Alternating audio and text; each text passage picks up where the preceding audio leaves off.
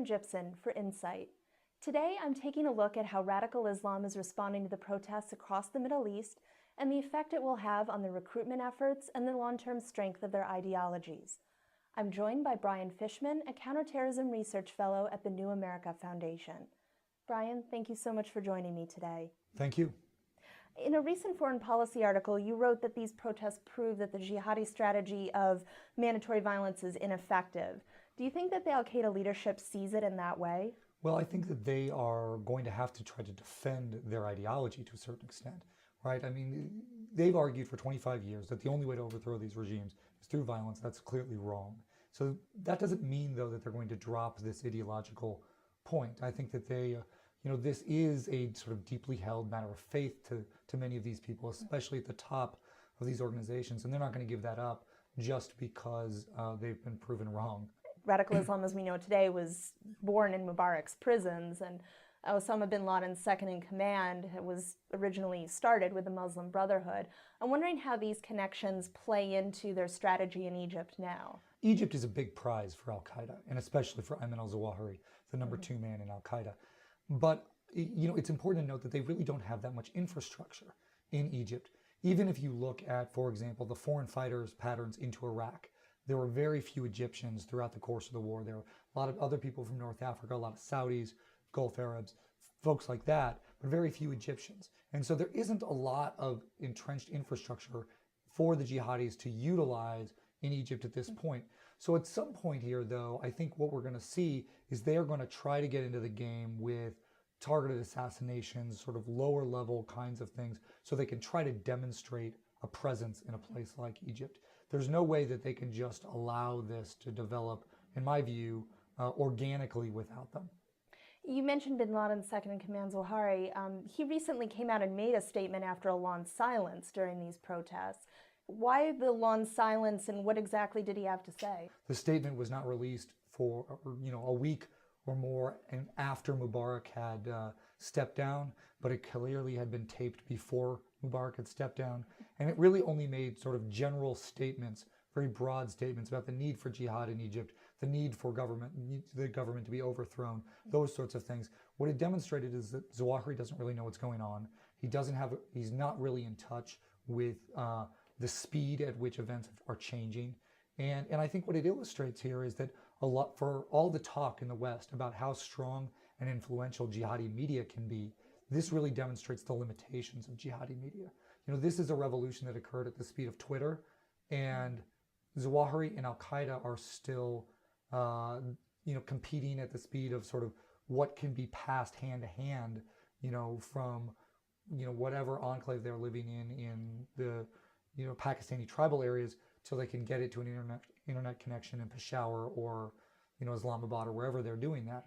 And I think that just isn't fast enough to keep up with the way that these things are organizing today on the ground in Egypt and elsewhere in Libya, Tunisia, for example.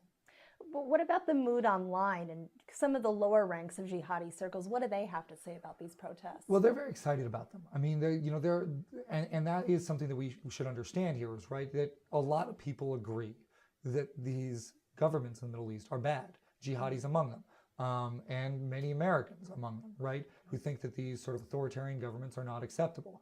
But the issue for the jihadis is that they say, look, it's not enough to just overthrow one of these, dictators. What really matters is what comes after them. And what they want to come afterwards is a government that is ruled according to a very strict understanding of Islamic law that is very at least specific to jihadis, right? You can't talk about Islamic law writ large. There's lots of different interpretations. And what the jihadis are really trying to get at is a very, very old-fashioned version of this that most people in the Middle East and most people involved in these revolutions don't seem to have any interest in.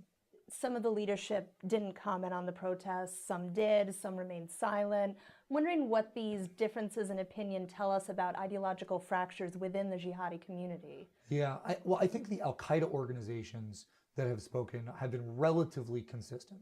But where I think there are differences is with some of the, when you're talking about Al-Qaeda specific, but when you talk about this sort of broader jihadi ideological milieu, you've got some interesting perspectives where you've got people saying, look, It's all the secular, technology-friendly kids that are doing this. Where are the religious folks?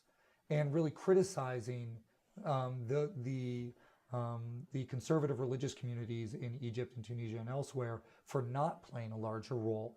And I think that's interesting, where you've got this dynamic where you've got jihadi scholars, legitimate jihadi ideologues, criticizing their own and holding up these sort of secular folks because they were effective. So how then do they recruit anyone after this? Well, I think they're going to have a hard time doing it. But what I think that we're going to see them do, and there is a sort of, not a silver, whatever the opposite of a silver lining is the idea that these kinds of revolutions are probably not going to be effective everywhere. We saw governments fall in Tunisia. We saw them fall in Egypt. We see sort of active protests going on in Yemen and Bahrain and Libya, and elsewhere on smaller scale. It's unknown how those will turn out. If they fail, then I think you're going to see Al-Qaeda and other jihadi groups coming in and saying, look, they failed. The only way to do it is through violence. The only way to overthrow these people is through religiously sanctioned violence with the purpose of creating a jihadi sanctioned, Islamically run state. That's one danger. The other danger is that you overthrow some of these governments in Egypt, in Tunisia, and whatever comes afterwards isn't better, right? And that's a danger right now. We don't really know whether democracy as we think of it is going to blossom in Egypt. We don't know if the economy is going to get better. We don't know if people's opportunities are really going to improve. We like to think so. But if they don't, then the jihadis are going to come in and they're going to argue, look, yeah, you did half of it. You overthrew the autocrat, but you forgot the most important part, which was to install a government that rules according to, the way we think it should. I'm wondering if there's a way to bring the U.S. into this and give it a U.S. angle and say that, we've just exchanged one U.S.-backed dictator for another. Is that an attractive proposition? Is that a way to draw people in? And do you think that they are aware of that and will play that? Yeah, absolutely. That is a very consistent theme in Al-Qaeda propaganda, obviously, is that all of these regimes exist because they have U.S. support. But I think that if there is true democracy, if there's a real electoral process in a place like Egypt, and the Egyptian people see it as legitimate, then Al-Qaeda can say that all they want, but it's not going to be heard by very many people. People will reject the argument. I think right now you see the U.S. treading carefully because they don't want to spoil what really seem to be very authentic and organic movements by people around the world demanding a better life for themselves and their kids. Well, thank you so much for joining me today, Brian. I appreciate it. Thank you for having me. Absolutely.